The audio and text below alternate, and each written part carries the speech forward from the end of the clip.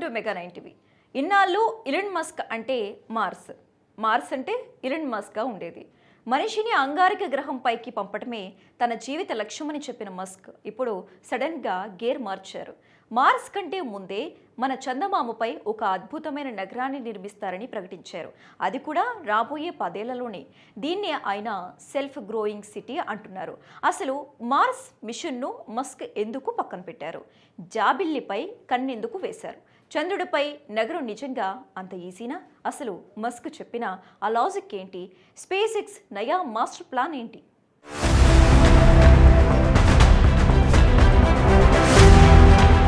Elon Musk ఏది చెప్పినా సంచలనమే. ఇన్నాళ్ళు మార్స్పై కాలనీ కడతారు, మనుషులను అక్కడ సెటిల్ చేస్తాను అని చెప్పిన మస్క్ ఇప్పుడు సడన్గా తన ఫోకస్ని భూమికి దగ్గరగా ఉన్న చంద్రుడిపైకి మళ్లించారు. దీనికి ప్రధాన కారణం టైమ్ అండ్ డిస్టెన్స్ అని తెలుస్తోంది.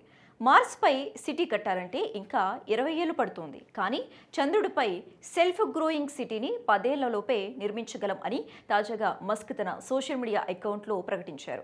అమెరికా అధ్యక్షుడి మూన్ ఫస్ట్ పాలసీకి అనుగుణంగా స్పేస్ ఎక్స్ ఈ నిర్ణయం తీసుకున్నట్లు సమాచారం.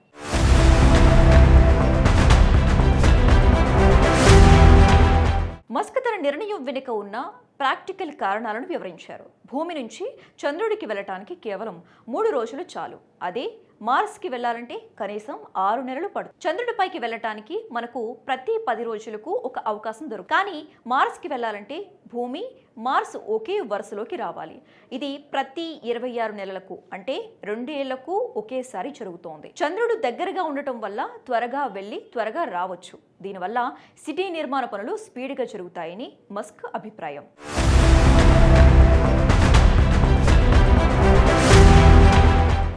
ఇక సెల్ఫ్ గ్రోయింగ్ సిటీ అంటే భూమి నుంచి ప్రతిదీ తీసుకెళ్లటం కాకుండా చంద్రుడిపై ఉన్న వనరులనే వాడుకోవాలి. చంద్రుడి ఉపరితలంపై ఉన్న మట్టితోనే ఇటుకలు, నిర్మాణ సామాగ్రిని తయారు చేస్తారు. అక్కడే ఆక్సిజన్, నీరు వెలికి తీసే ప్లాంట్లు పెడతారు.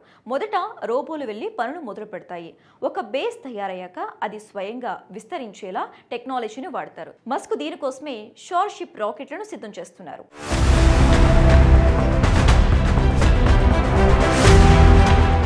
స్పేస్ ఎక్స్ అభివృద్ధి చేస్తున్న భారీ రాకెట్ స్టార్షిప్ ఈ ప్రాజెక్టులో కీలక రోల్ పోషించనుంది. 2028 నాటికే చంద్రుడిపై శాశ్వత స్థావరాన్ని ఏర్పాటు చేసుకోవాలని మస్క్ ప్లాన్ చేస్తున్నారు. స్టార్షిప్ రాకెట్లోనే మొదట అక్కడ నివాసాలుగా ఏర్పాటు చేయనున్నారు.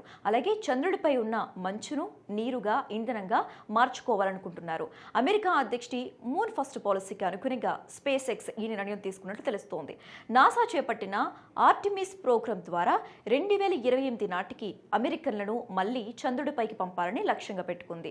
దీనికి స్పేస్ ఎక్స్ ప్రధాన కాంట్రాక్టర్గా వ్యవహరిస్తోంది. అయితే ఈ జర్నీ అంత ఈజీ కాదు. ఎన్నో సవాళ్లు ఉన్నాయి. చంద్రుడిపై వాతావరణం లేకపోవటం, రేడియేషన్ ముప్పు వంటి అనేక ఛాలెంజ్లు ఉన్నప్పటికీ మస్క్ మాత్రం వెనక్కి తగ్గేదే లేదంటున్నారు.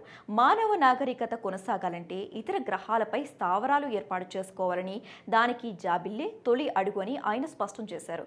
మస్క్ ఈ అనౌన్స్మెంట్తో అంతరిక్ష ప్రయోగాల్లో మళ్ళీ కొత్త ఊపు మొదలైంది.